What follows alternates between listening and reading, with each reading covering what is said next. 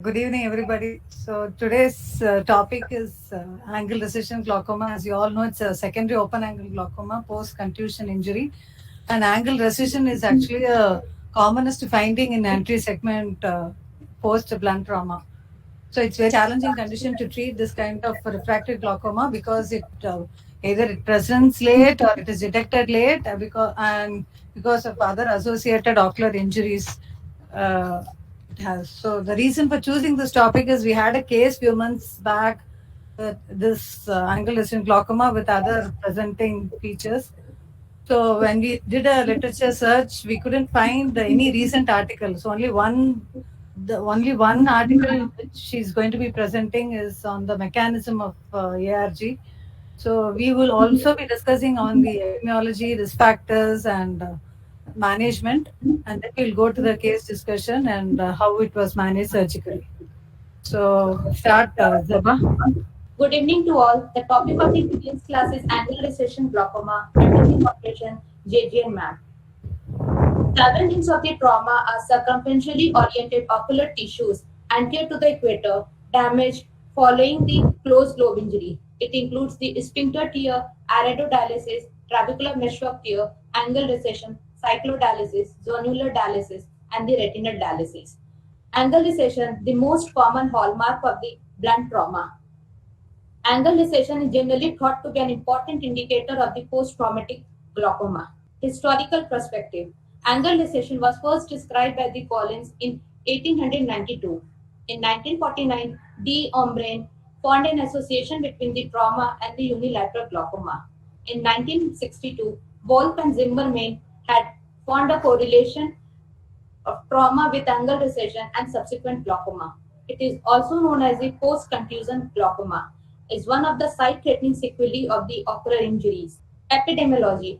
Most commonly found in the males of less than 30 years of age, as most of the cases are underdiagnosed because of the delay onset or history of the eye injury is not remembered and detected on the routine eye examination later. The frequency of the angle recession after the blunt trauma is 20 to 94%, and angle recession after the traumatic hyphema is 71 to 100%. 1 to 20% develop glaucoma with identifiable angle recession, and the prevalence of the post-traumatic glaucoma in India is 34 per thousand glaucoma cases. Up to 50% of the patients whose angle recession progress to glaucomatous optic neuropathy will develop glaucoma in the fellow uninjured eye. Recession more than 180 degree are associated with 4 to 9% incidence of the glaucoma. The elevation of the IOP from angle recession demonstrates a bimodal pattern with glaucoma occurring either within first year or after 10 years, as described by the Blanton. 3.4% incidence of the glaucoma after ocular contusion has been reported during the 6 months follow-up, and up to 10% during the 10 years after the trauma. 1 minute, Zeba. So can anyone tell me why, how the fellow eye also presents with glaucoma? In what way the other eye is affected? Other eye, I don't know, ma'am. Trabecular meshwork.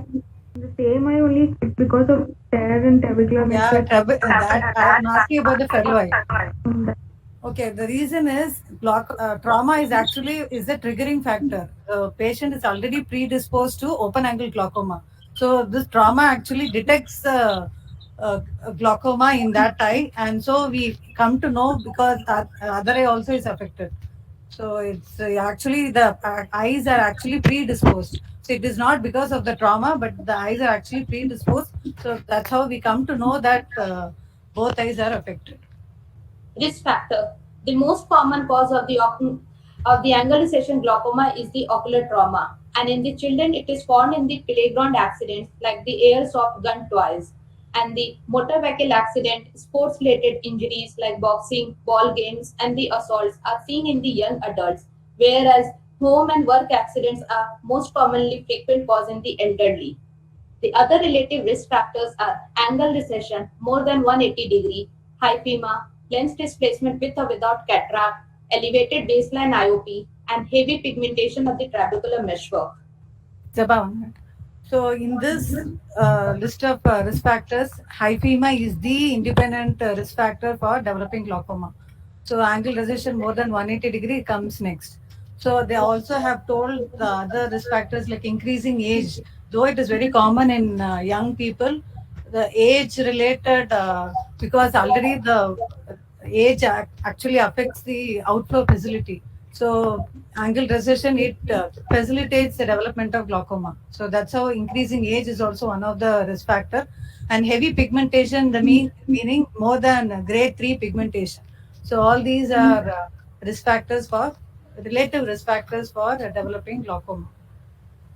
Yeah, go ahead. This is a snapshot of the review article, the topic, the probable mechanism of the traumatic angle recession and the cyclodialysis, published in Journal Glaucoma in 2020 by Amar Pujari et al. The anatomy of the ciliary muscles. So because the site of injury is ciliary muscle, we thought we'll just a quick recap of the anatomy and the physiology, how it acts and how the injury occurs. Yeah. The ciliary body consists of the epithelium, stroma, and the muscles. The muscles are of three types: the longitudinal muscles and the meridional fiber muscles, which are also known as the Bruchii muscles, which attach anteriorly to the scleral spur and posteriorly to the choroid, and the outer part is attached to the inner scleral surface, which is a fast contracting muscular ciliary muscle fibers. The second one is a middle one, which is also known as the oblique and the radial fibers or the reticular muscle fibers, which acts as a bridge between the longitudinal and the circular muscle fibers. The circular muscle fibers is the innermost and also known as the molar muscles, which attach to the zonules of the lens. The circular muscles and the oblique muscle fibers are the relatively slow contracting fibers. The longitudinal muscle fibers and the circular muscle fibers act in the perpendicular direction. The longitudinal fibers contract in the anterior-posterior direction, while the circular muscle fibers act equatorially. The ciliary muscles is innervated by the third nerve, the short ciliary nerves, via M3 muscarinic receptors, and the sympathetic fibers by the beta-2 adrenergic receptors via long ciliary nerves. The blood supply is a major arterial circle of iris, which anastomosis of the long posterior ciliary arteries and the anterior ciliary arteries. The function is a contraction of the ciliary muscles pulls the ciliary body forward, responsible for the relieving the tension in the suspensory ligaments, making the lens more convex and increase the refractive power of the lens. During the accommodation, the longitudinal and the circular fibers acts as a syncytium to move entirely circular muscle complex in the anterior direction. The ciliary body trauma, angle recession. Split in the ciliary body muscles along its circumference leads to a separation between the circular and the longitudinal muscle fibers.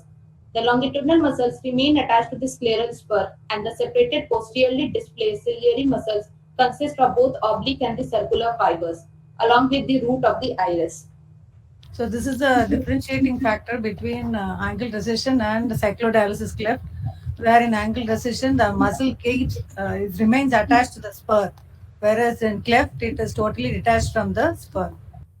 The angle recession is not a direct causative factor for the occurrence of the glaucoma, but the changes within the trabecular meshwork during and the after trauma leads to the raise in the intraocular pressure, which may include the proliferation of the degenerative changes in the trabecular tissue or the extension of the endothelial layer from the cornea with a Descemet-like membrane over the angle, and tears in the trabecular meshwork just posterior to the Schallway's line leads to a formation of the flap of the trabecular tissue, which hinged at the scleral spur, and with time it gets scarred and raised in the IOP. On the gonioscopy, it is appreciated as irregularly widened ciliary body band. It should always be comparable to the other eye. 1 minute. So, just tell me what other conditions which will have wide and ciliary body band? Ma'am, pigment dispersion. Wide band. Pigment dispersion will have more pigmentation. High myope. Yeah, high myope. Then other condition which you may not think of is tumors, melanoma of the ciliary body. So that also you should keep in mind. Yeah. So how do you, like gonioscopically, how else you will identify angle recession? So as she said, you have to compare with the other eye. So what if other eye is not there? If the other eye is thysical or prosthetic, so how do you know that this eye has angle recession? TM pigmentation, ma'am. Okay, that is one of the signs for trauma. Okay, I'm asking angle recession. Ma'am, the scleral spur will be more whiter. Yeah. Okay, Torn iris processes will be there. yeah, torn iris process. Then you can compare with the other angles. So the one angle alone will have widened the band compared to the other angle. So if the other eye is not there, so this is the other clue to find out whether this particular angle has angle recession or not. If 360 degree is affected, then you can't identify. But this is the way you can compare with the other angles. So other signs, as you said, uh, torn iris process, then white, again white scleral spur. Scleral spur is very white. Then increased pigmentation or pass. So these are the other signs of trauma. Localized acute deepening of the angle in that particular area. If you follow the iris root attachment, suddenly you will feel the iris root dip backwards. Because sometimes you'll just have 1 to 2 clockers of angle recession. Following the iris contour is the other way you will know, apart from what you have already mentioned. During the angle recession, what happened? When there is an acute trauma, there is an anteroposterior compression of the globe, which leads to the equatorial expansion of the scleral port. And along with that, the ciliary ring may also undergo sudden forceful contraction, which leads to a anteroposteriorly contraction of the longitudinal fibers, and the centripetal force is applied by the circular muscles, which acts in the perpendicular direction. And this leads to a zone of cleavage between the fast contracting fibers, that is the longitudinal fibers, and the slow contracting fibers, oblique fibers. And this also leads to a forceful redistribution of the aqueous fluid, which drives the strong aqueous current towards the only possible outflow pathway, that is the angle, and leads to destructing the components. The oblique fibers, being an intermediate transition zone, acts as a buffer between these two dissimilar segments and may be intrinsically be weaker. The zone of deficiency may have a higher tendency to give way during the acute stress. Angle recession and the cyclodialysis are always circumferential, varying from few clock hours to 360 degree. A few words on the cyclodialysis.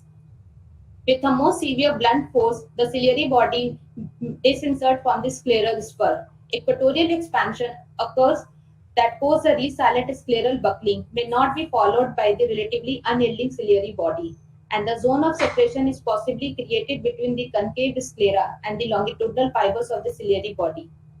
Because of the elastic properties of the sclera as opposed to the muscular ciliary body that would be less pliable.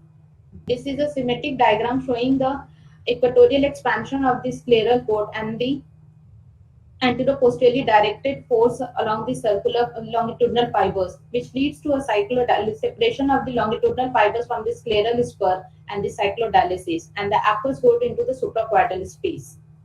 Therefore, there is abnormal drainage pathway into the suprachiasmal space and producing the hypotony. And on the gonioscopy, it is appreciated as a cleft behind the scleral spur, exposing the inner scleral surface. Most often, cyclodialysis cleft in the acute stage is not detected because AC will be already shallow or cornea will be hazy. So, and associated other injuries. So, it's often detected late where there's a scar tissue formation and you can see the white sclera in between the ciliary body band. The limitation of this study is they do not involve any in vivo observation to replicate the presumed forces between the different ocular tissue because of their complex anatomical nature. Future studies on the animal models with high resolution imaging are necessary to understand the complex role of the different forces, and manganese enhanced MRI can be considered to define the pathology at a much finer level.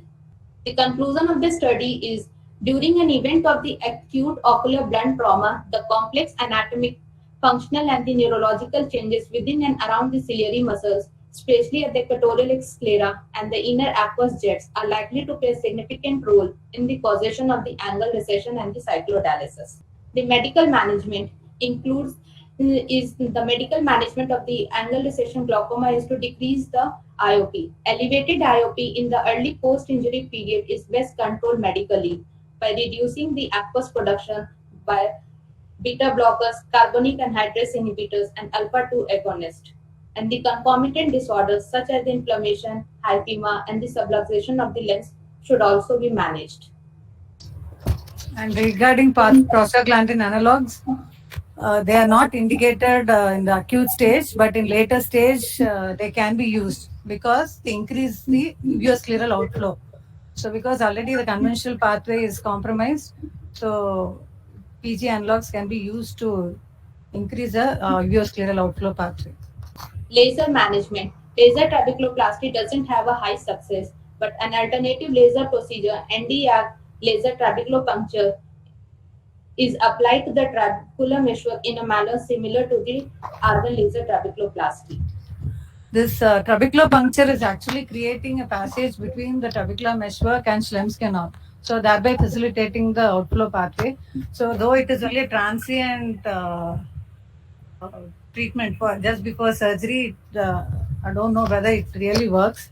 And they have also tried SLT in few cases. In very one report was there. They have tried in 4 cases.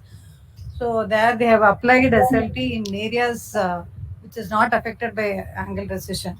So again, it may reduce the need for glaucoma, anti-glaucoma medication, but IOP reduction is not long-lasting, and we need a longer follow-up and number of cases to be more to study on that. And because SLT as such will release the pigment, and this will again sometimes increase the IOP.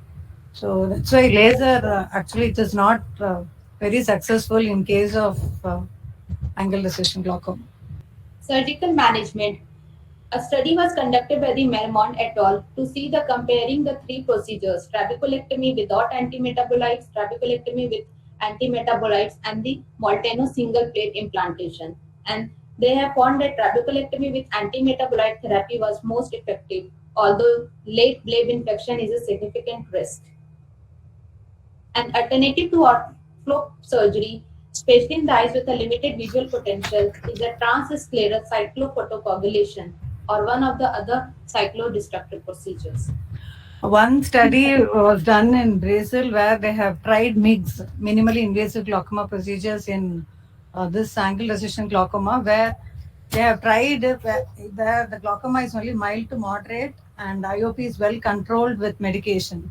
So, and that when it is associated with cataract, so they have tried ab interno trabeculotomy with Kahoot blade. So this actually removes the trabecular meshwork from the angle, so that again it facilitates the outflow pathway through the Schlemm's canal. So again, the follow-up and the number of cases are very less to comment on that. And even eye stent are also being tried. So this can be done only when the IOP is well controlled with medication, because MIGS as such will reduce IOP only by 20%, and it will reduce the need for number of anti-glaucoma medications. So as such, only if it is mild to moderate and when the surgery cannot be done, in those cases, it can be tried. So otherwise, in advanced cases, they are of not much use. They are the few studies related to the angle recession glaucoma. Sihota et al., which has a prospective study in which a UBM is used to predict the occurrence of the chronic traumatic glaucoma for 6 months follow-up. And they have found that the wider angle and the absence of the cyclodialysis were a significant predictors for the subsequent development of the traumatic glaucoma. And they have also studied the relative risk factor, which has already been. Ozer et al. Had a retrospective study to evaluate the risk factor for the development of the post-traumatic glaucoma after ocular trauma.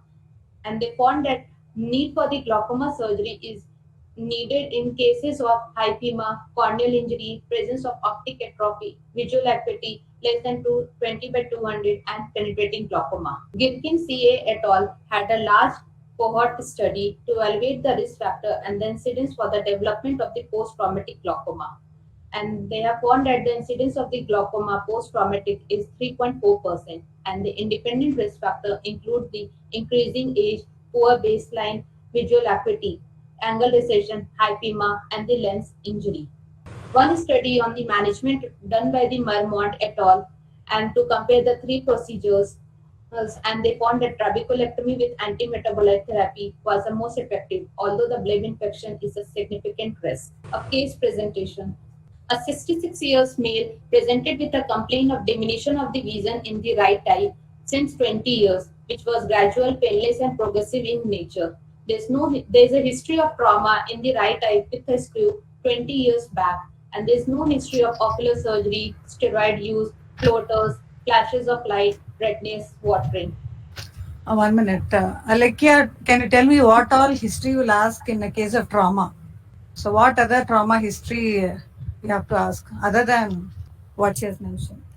Ma'am, we'll ask the type of first either a contusion or a penetrating trauma, the duration of trauma, the force of impact, and When did the symptoms appear? So, time between yes, the ma'am. trauma to symptoms and the visit, and any treatment taken elsewhere, Yes. and then what else you'll ask? As she has mentioned, any other ocular problems, prior ocular pre-existing problems, so regarding from refractive error to any family history of glaucoma. Okay, any treatment taken, Yes, ma'am. patient is taking any eye medications. So all that you have to ask. Okay. And patient denies any systemic illness. Ocular examination. uh, Finger pointing at 1 meter in the right eye, not improving with the pinhole. In the left eye, it is 618 with plus 0.5 diopter spherical, minus 0.75 diopter cylindrical, 120 degree 69 with near at plus 3 diopter spherical. Goldman applanation tonometry in the right eye is 26 mm of mercury and the left eye is 14 mm of mercury. Pachymetry in the right eye is 552 micrometer and 542 micrometer in the left eye. The ocular movements are full in all gauges. Herzberg corneal reflex is central in both the eyes, and there is no scar mark over the periocular area. What other causes of increased IOP post trauma? So you can divide into time zone, 10 months and more than 6 months. So presence within days. So what all you can think of the causes? Ma'am, it can be uveal effusion. Hyphema, first thing, high FEMA. I'm asking increased IOP within days of trauma. So first thing, high FEMA. Then what else? Trabecular mesonotia. Okay. Or any inflammation for that matter. Okay. Lens injury, any anterior dislocation or subluxation causing pupillary block. So all that can present within days, right? CCF, ma'am. Fissure. CCF. Okay, I don't know whether it can present within days unless it is very It's a high fistula, flow. RTA, I think. Then you'll have Okay. prognosis of other symptoms of an acute CCF occurring. And what Dr. Jayajin mentioned, inflammation. Many of you underestimate the power of inflammation in increasing the IOP. So when you're all in emergency, if there is trauma, look for AC cells, and if the AC cells are there, immediately of the intraocular pressure, hike up the topical steroids. Otherwise, the intraocular pressure will not come under control. Then what about within months? Within few months. Angle recession always after more it take within year or more than 10 years, but always more than 6 months. So it can't cause glaucoma. Lens induced. Lens induced in what way? Ma'am, in cases of if there is any RD and Schwarz-Mussow syndrome can give the All that present. is very late. Schwarz syndrome and all, it's late. I'm asking within months, maybe 1 to 3 months. What about the inflammation? What you have given for the patient? Steroids, right? So think of steroid-induced glaucoma also. Yes, ma'am. Then Pigment dispersion syndrome. pigment dispersion syndrome. That is also inflammation. It's not pigment dispersion. You can't call it as pigment dispersion syndrome. What about ghost cells? Because of vitreous hemorrhage. Then PARS, peripheral anterior synechia. Ma'am, lens-induced phacoema. Yeah, lens induced. Then more than 6 months, you can think of angle recession, RD, because of Schwarz syndrome, maybe that's rare, and sclerotic also, if iron injury. Okay. So what are the causes of low IOP in trauma? Ciliary shutdown, ma'am. Madam, initially because of iritis. Because of Iritis, ma'am. Initially, early post injury. not iritis will cause increased IOP. Okay, contusion of the ciliary body. Okay. Choroidal effusion, retinal detachment. RD, ma'am. Okay. Now she told about cyclodialysis. Cyclodialysis cleft or any loss of globe Rupture, pleural integrity, rupture. globe rupture, huh? Or any tear in the trabecular meshwork. So all these can cause decreased IOP. So it's sometimes can be a false alarm or it may later increase, but we have to look into the causes also. Okay, proceed. How will you clinically suspect ciliary body edema? How will you clinically suspect ciliary body edema? She was telling you. So when will you suspect that? Ciliary body, ma'am, not audible. How will you suspect ciliary body edema? That can occur in the post-operative period. I mean post-injury period. So how will you suspect ciliary body edema? You can't do a UBM on those eyes. So when will you suspect? Because of the low IOP, ma'am. No. So many causes are there.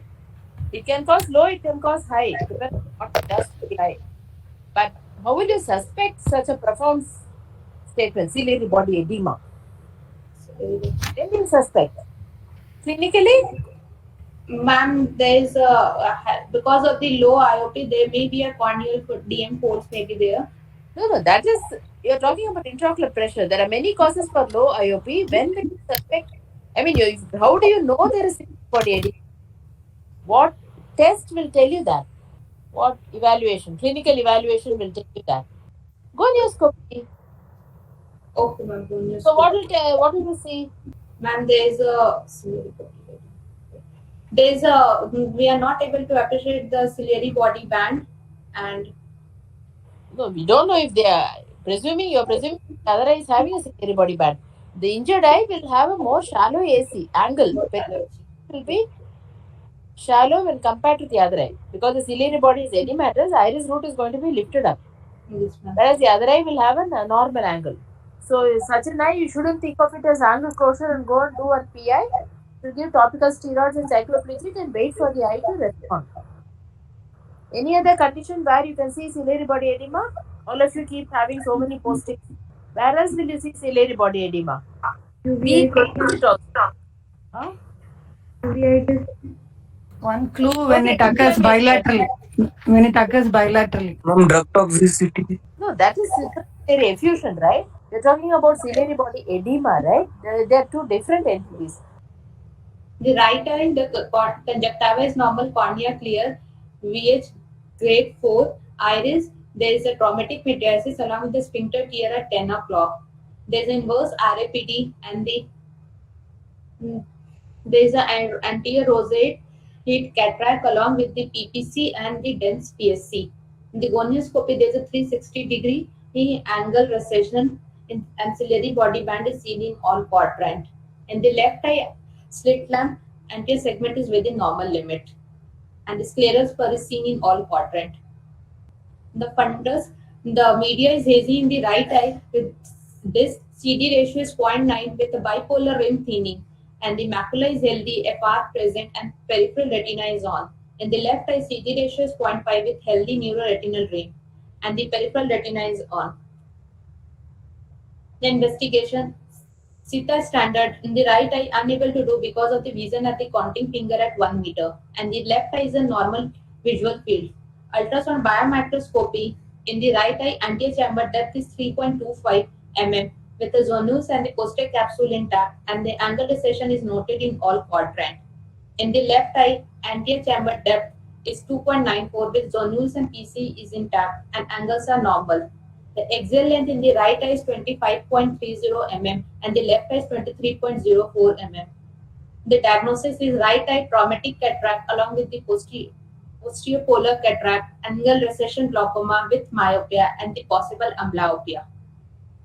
The patient has been advised eye drop timolol 0.5% 2 times per day in the right eye till surgery, and the planned procedure is right eye phacoemulsification along with the IOL implantation and trabeculectomy under mitomycin C under local anesthesia under guarded visual prognosis. Okay, can anyone tell me what is the importance of this axial length? Why did you do axial length, Zeba? Ma'am, in order to, we have to calculate the IOL power also, as well as to see the difference in the axial length. Both eye, the myopia is also there. So does it give you any other clue about the patient? Ma'am, in myopic, there is more chances of the pigmentation in the myopic. I have more pigmentation, ma'am. Trabecular meshwork pigmentation, and the pigment is Matter to us. Ma'am, pigment dispersion The also. patient, I don't think myopia gives extra pigments. I mean, not to my knowledge, unless you have a concave iris and rubbing of the iris against the zonules. Yes. The post-operative management. In the post-op day 1, there is a diffuse bleb with loose conjunctival suture and the PI patent and the releasable suture is intact. The air bubble in the AC and PCIOL in situ and PC plaque is present. And 80 is 8 mm of mercury and there is no leak on CIDL test. Patient has been advised to continue PRED for 10 times per day and taper weekly. On the post-op day 5, 80 is 14 mm of mercury and has flat vascularized blood, but on massage there is a diffuse blood. So injection 5-fluorouracil 50 mg per ml, 0.1 ml is injected. And on the final checkup, 80 is 4 mm of mercury and fundus is same as before and there is no choroidals.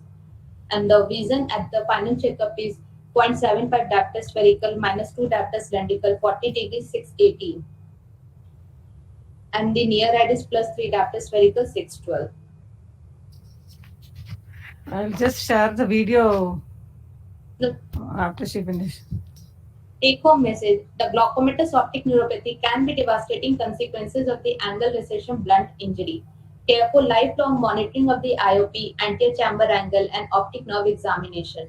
Early diagnosis and aggressive intervention to lower the IOP, and educate the patient about the follow-up and lifetime risk of developing the glaucoma.